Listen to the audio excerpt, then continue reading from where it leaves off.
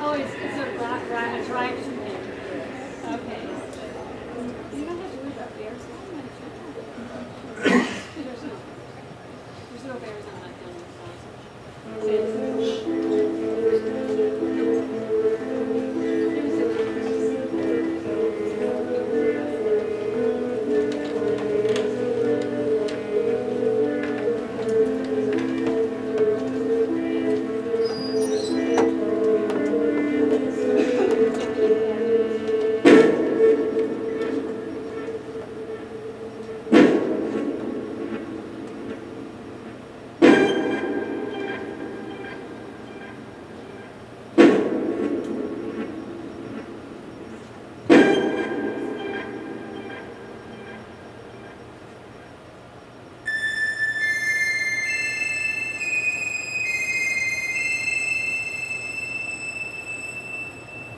Lo, Death has reared himself a throne in a strange city, lying alone, far down, within the dim west, where the good and the bad and the worst and the best have gone to their eternal rest.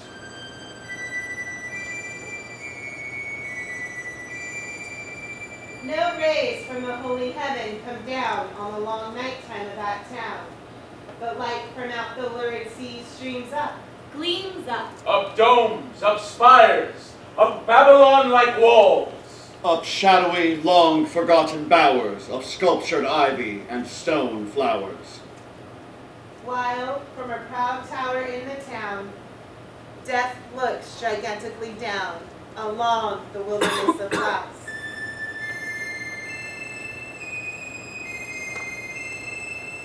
We see, we bear witness, We lay bare the roots, conjuring, Revealing and reviving. The hero and villain, the heart and soul. Edgar Allan Poe. intellectual, artist, Critic, genius, A poet, a dreamer, A man, a lover.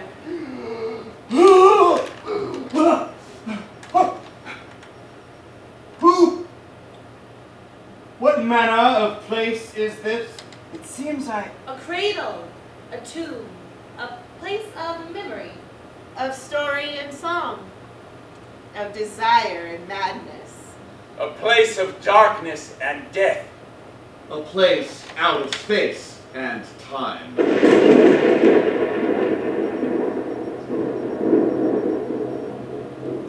Born Edgar Poe in Boston in the winter of 1809, the second of three children.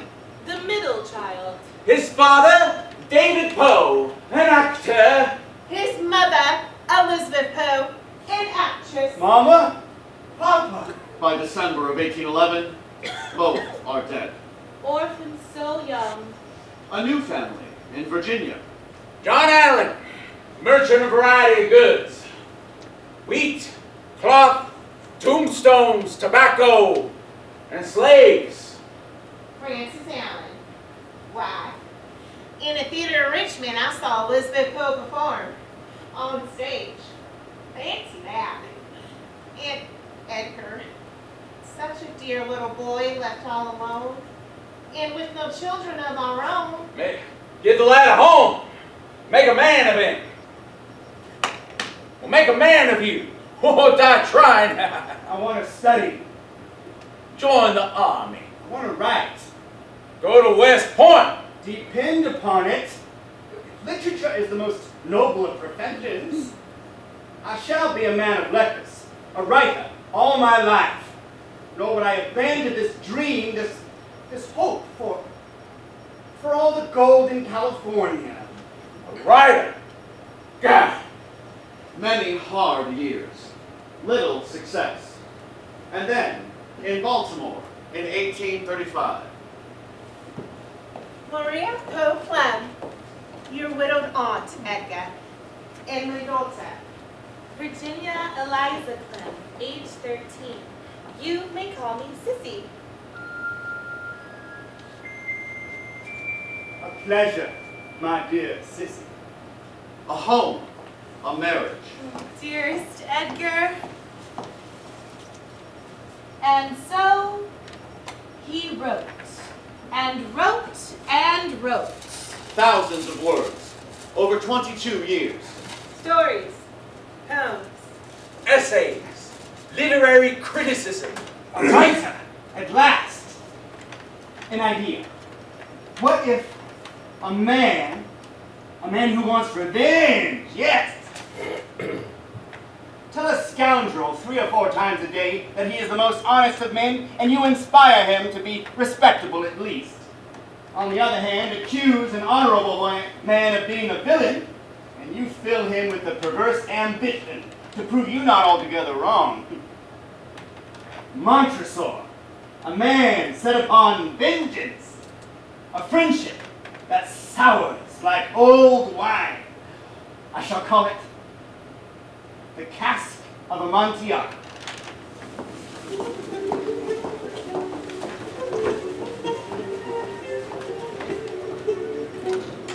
The 1,000 injuries of Fortunato I had borne as best I could. The 1,000 injuries of Fortunato I had borne as best I could. But when he ventured to insult my honor, I vowed revenge. This vow I kept as secret as the glaive. The retribution is all the sweeter for its secrecy from the eyes of the world. And yet, to avenge the grave injustice to my honor, to see the knowledge dawn in Fortunato's eyes that I, his old friend Montresor, had been the victor over him, this became my only aim in life. It must be understood that neither by word nor deed had I given Fortunato a reason to doubt my goodwill. I continued to smile in his face, and he did not perceive that my smile had changed. He had a weak point, this Fortunato. Although in other regards he was a man to be respected and even feared. He prided himself on his connoisseurship in wine. Montresor! Well met, you sour old goat! I'm surprised to see you here. Oh, Wow. Come, dance with us. Rejuvenate your ancient bonds. My dear Fortunato, you are luckily met. How remarkably well you are looking today. But I have received a barrel of what they say is Amontillado, and I have my doubts. That's that! Amontillado? The whole barrel? Impossible! In the middle of the carnival! I have my doubts, and I was silly enough to pay the full Amontillado price without consulting you in the matter. You were not to be found, and I was fearful of losing a bargain, huh? Oh, Amontillado. I have my doubts, Oh, Amontillado. and I must satisfy them. Amontillado. Ah, well, as you are engaged, I am on my way to Lucchesi. Oh, if anyone has a discernment about wine, it is he. He will tell me if What? it is indeed. Lucchesi cannot tell the difference between Amontillado and a sherry. And yet, some fools will have it that his taste-testing ability is a match for your own. Oh! Come, let us go. Go where? To your vaults. My friend, no. I will not impose upon your good nature. Indeed, the vaults are insufferably damp, and will only cause this cold you have to be much worse. Then let us go nonetheless. The cold is nearly nothing. Very well. Amontillado! You've been imposed upon. Lucchesi is in ignoramus. These then are your monks? How is that? These are my family's catacombs, yes. All of my servants are away, enjoying Carnival. I've told them not to return until morning.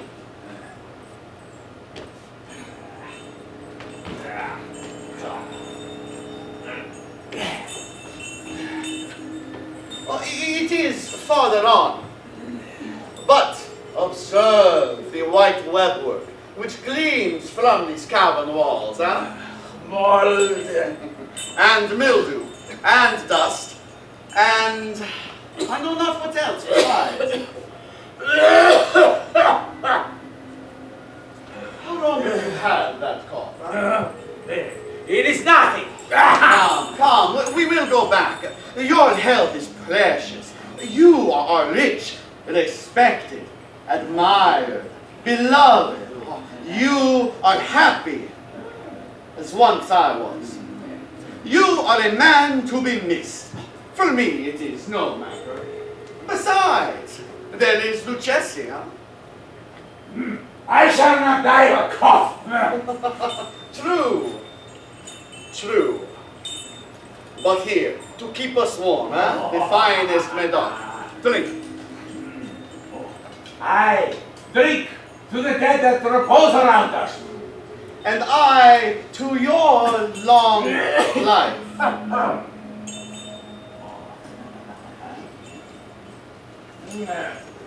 These bolts are extensive. The Montelesaurs were a great and numerous family. And you are the last of their line. How grieved your ancestors must be. Now, what is your motto? Nemo me impune lacessit. Eh? None shall provoke me without consequence. Ha! Ha! Ha! Ha! Ha! Ha!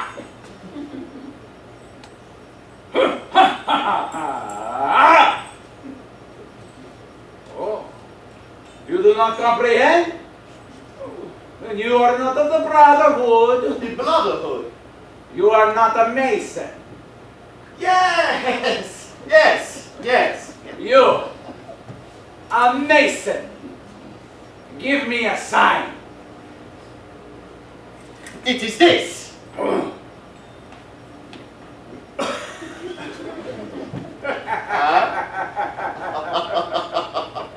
You jest! Let us proceed to the Amontillado. Proceed. But herein is the Amontillado. And yeah, all is that. Pass your hand over the wall. You cannot help but feeling the damp and mold. Once more, let me implore you to return, huh? No? Well, then I must positively leave you. But I must first render you all the little attention within my power. The Amontillado! True! The Amontillado! Oh!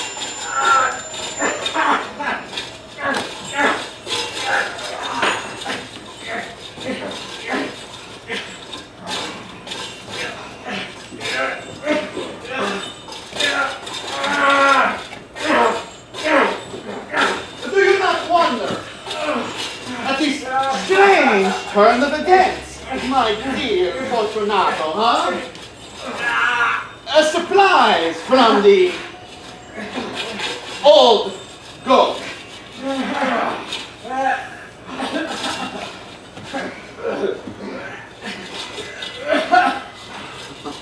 I trust you mark well my family motto above this archway, Fortunato. Nemo me impune lacessit. provoked, I will respond as the snake bites the heel of the foolish man.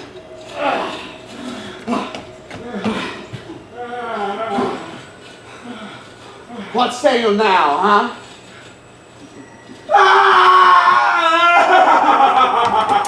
I will be revenged!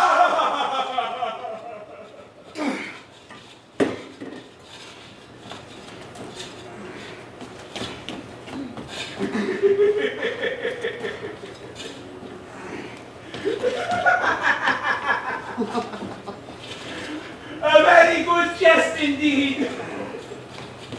We will have many a laugh about it at the palazzo over our wine. The Amontillado! Yes, the Amontillado. But is it not getting late? Will they not be waiting for us at the palazzo? The Lady Fortunato and the rest? Let us be gone! For the love of God, Mother Saul! Yes! For the love of God and family and my good name!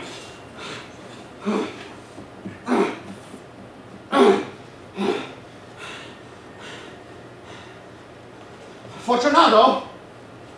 Fortunato!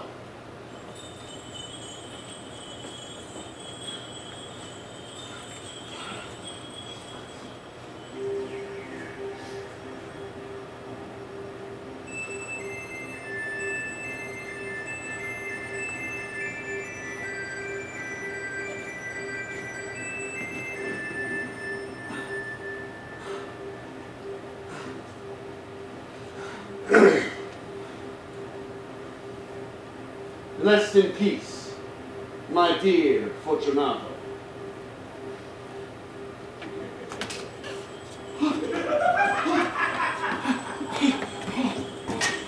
None shall provoke me. Revenge, built brick by brick, stone by stone. Years of affection forgotten in the hatred of a moment. Words have no power to impress the mind without the exquisite horror of their reality.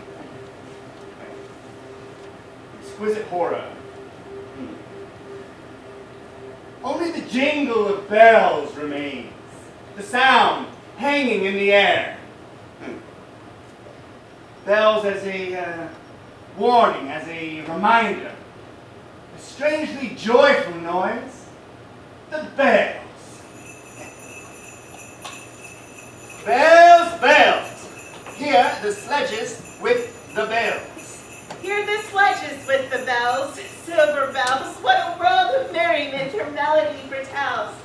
How they tinkle, tinkle, tinkle in the icy air of night.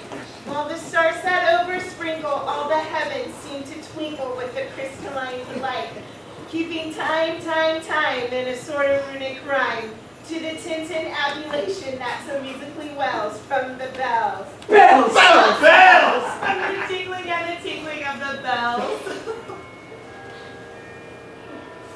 Hear the mellow wedding bells, golden bells, what a world of happiness that harmony foretells. Oh, through the balmy air of night, how they ring out their delight. Oh, from out the sounding cells, a gush voluminously wells. How it swells, how it tells of the rapture that impels. From the swinging to the ringing of the bells, bells, bells. Bells! Bells. Bells! To the rhyming and the chiming of the bells. Hear the loud alarm bells, brazen bells. What's tale of terror now their turbulency tells? Through the startled ear of night, how they ring out their affright. Too much terrified to speak, they can only shriek in a mad expostulation with a deaf and frantic fire, leaping higher, higher, higher, with a desperate desire. How they claim and clash and roar, what a horror they outpour. Yet the ear it fully knows by the twanging and the clanging how the danger ebbs and flows. How the danger sinks and swells to the sinking or the swelling in the anger of the bells. Of the bells, Bells, bells, bells!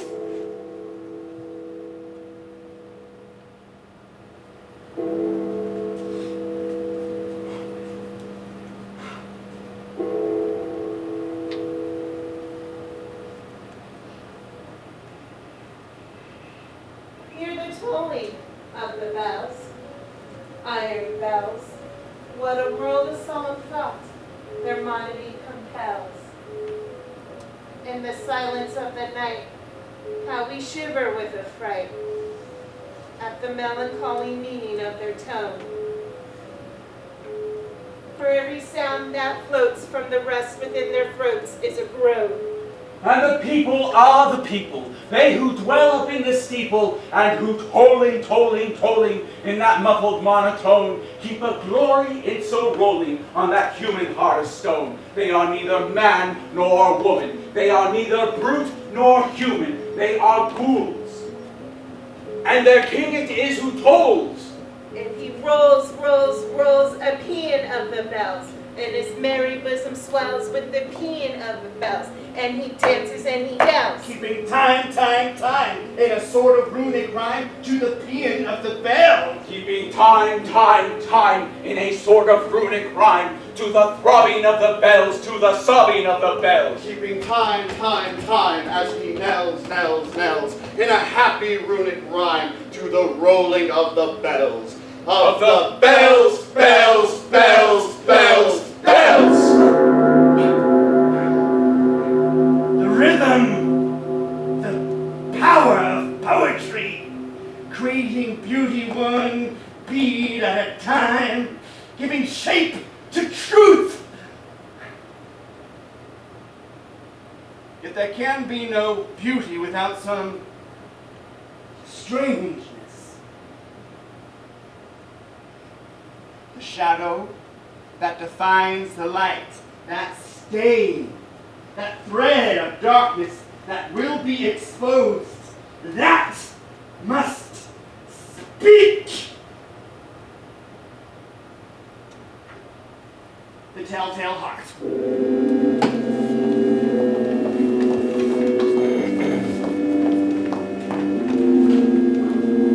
I was never kinder to the old woman than during the week before I killed her. True. Nervous, very, very dreadfully nervous I have been and am, but why do you say that I'm mad? Oh, the disease has sharpened my senses, not dulled, not destroyed. Above all is the sense of hearing acute. I hear all manner of things in the heaven and in the earth. And I hear many things in hell. But how then am I mad? Listen and observe how healthily, how calmly I can tell you the whole story. Hello, old woman. I'm here with your victuals and ale. Oh, it's impossible to say how the idea first entered my brain, but since conceived, it has haunted me day and night. I love the old woman. She's never wronged me, never given me insult. For her gold I have no desire, and yet, shh, here she comes.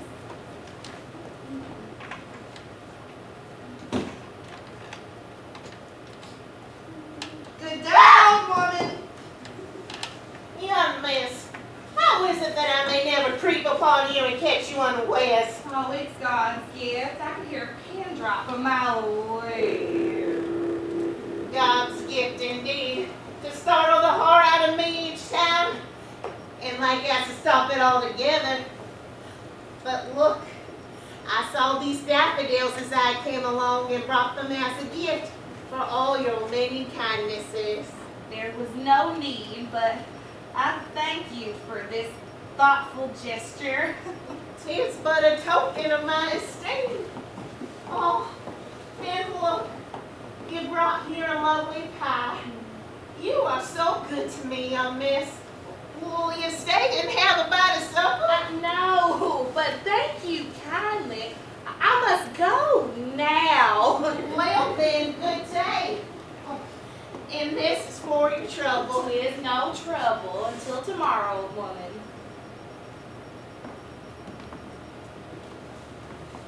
I I think it was her eye that inspired me to action. Yes, it was her eye. She has the eye of a vulture. Pale blue with a milky white film over it. Whenever it falls upon me, my blood runs cold. And so, by degrees, very gradually, I made up my mind to take the life of the old woman and thus rid myself of the eye forever. Now this is the point you fancy me mad, but the mad know nothing. See how wisely I proceed, with what caution, with what foresight, with what care I go to work.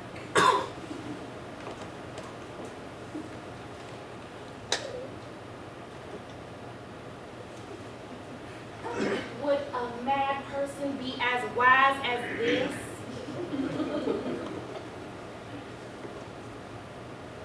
Oh, how gently she sleeps, like a babe in heaven's arms.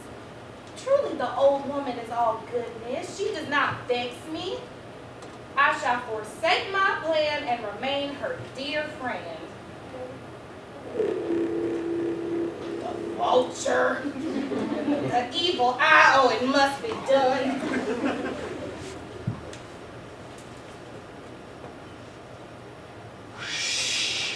Oh, who there? It is the sound of the wind in the chimney, or a mouse crawling on the floor.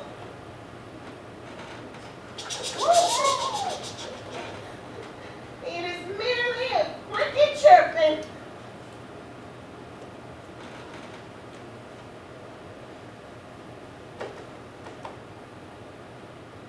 Oh, hark! It's the beating of the old woman's heart. Do you mark me well? I told you I'm nervous and sensitive of hearing. The dreadful sound, the uncontrollable horror. Oh, louder and louder. Surely this will be heard by a neighbor. Silence!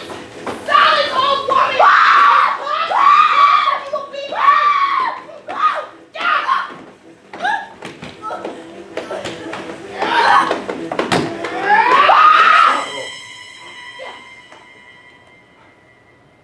Oh, is she dead?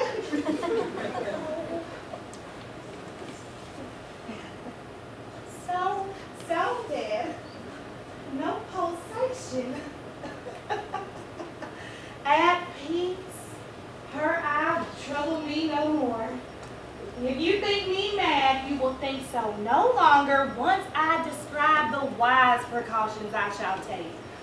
First, I must hide the corpse. Oh, will it be at this hour? Oh, I must conceal everything so cleverly, so cunningly. Ooh.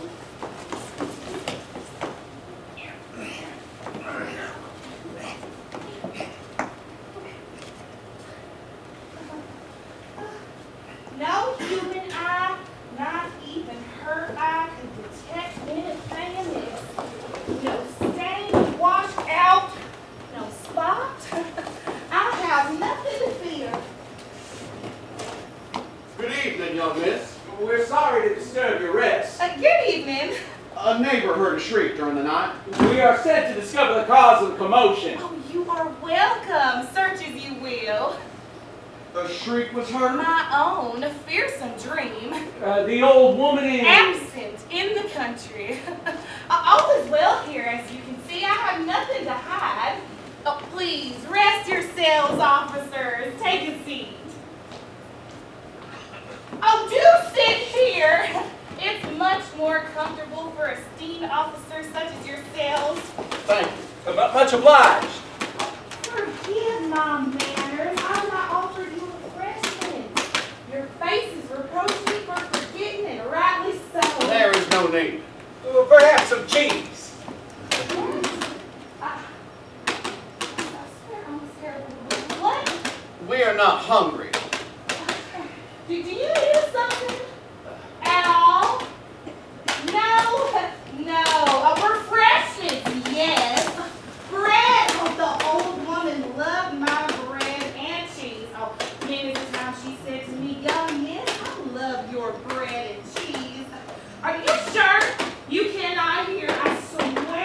hands, Pie. Pie, oh, the old woman loves a good pie. And who doesn't love a good pie when it's so filling? Cherry, apple, rhubarb, or savory, steak or veal. You are close to the old woman. So close, so very close. You know her well? Oh, the old woman was dear to me these many years. I cannot forget her many kindnesses. She was teased by sneaking in, quiet as a mouse, to try to catch me unawares. But I always heard her. Oh, I heard her. But do not stare at me so, suspicion in your eyes. I would never harm my hair, would I? Not a drop of blood. Blood? Blood? Blood! No blood! No blood! Nothing to hide! Nothing to hide! Nothing to hide! Nothing to hide! Oh, villains! Cease your trickery and torment me no longer! Oh, I admit it! I admit the deed! You've wormed it out of me with your staring eyes! The secret I'm so desperate to hide! Oh, I hear it! I hear it! Louder and louder, the thump and thump and thump! Will it never stop? Can you hear it? Even now, oh, it's the beat, the beat, the beat of her hideous heart! Madness and sin. Sin and madness, circling round and round, to end at the self-same spot. Death. Life. The boundaries between the two, at best shadowy and vague. Who shall say where the one ends and the other begins?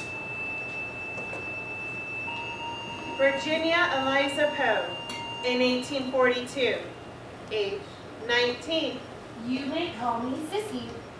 first cousin, devoted wife. Dear Eddie, ever with thee I wish to roam. Dearest, my life is thine. Give me a cottage for my